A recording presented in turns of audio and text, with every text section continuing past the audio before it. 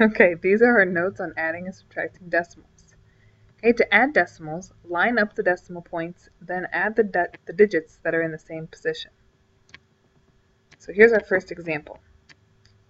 Find the sum of 16 and 7/10 and 4 and 2/10.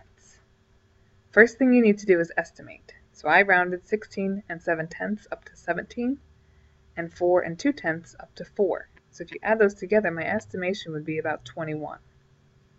Okay, then we have to line up the decimals and add just as usual.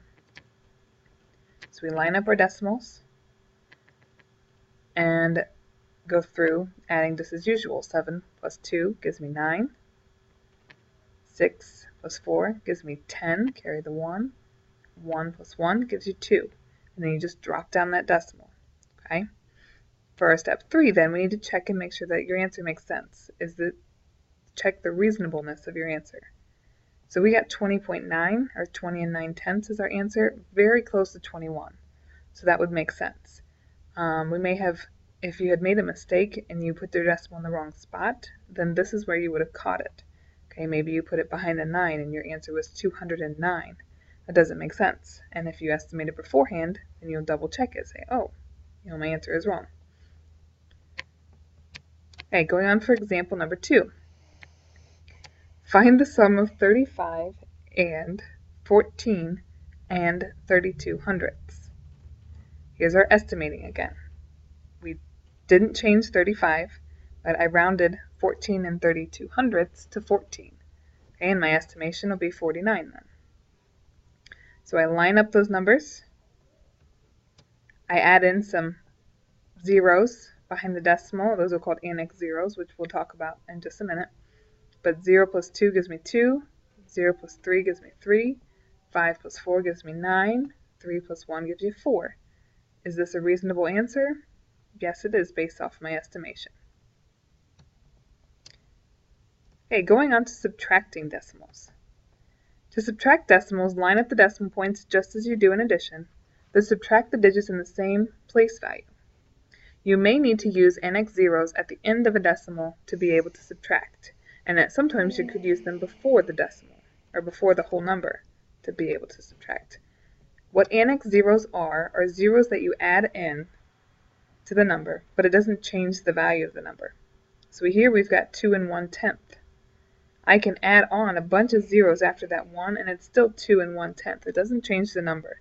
Those are annex zeros. Okay, so here's our first example for subtraction. Find the difference of 6 and 735 thousandths and 3 and 524 thousandths. First step is estimate. Okay, we're always estimating when we're doing these. I rounded 6 and 735 thousandths to 7, and I rounded 3 and 524 thousandths to 4. 7 minus 4 gives us 3, so there's our estimation for the answer. Step 2, line up the decimals and subtract them as usual. Okay, so here's our problem set up. 5 minus 4 gives you 1, 3 minus 2 gives you 1, 7 minus 5 is 2, 6 minus 3 is 3, and then we drop that decimal down.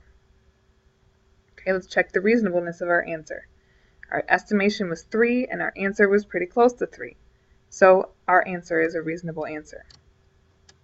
Okay, for the final example, I wanted to show using some annex zeros and also having to borrow during subtraction.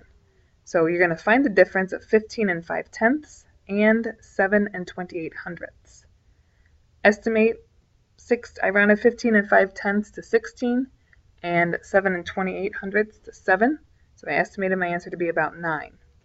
Okay, we had to add in the annex zeros for subtraction this time, because when I lined it up, 15 and 5/10 was one place value short, so I had to add an annex zero here so that it had a number in the hundredths place, so that I could try to subtract it from the 8.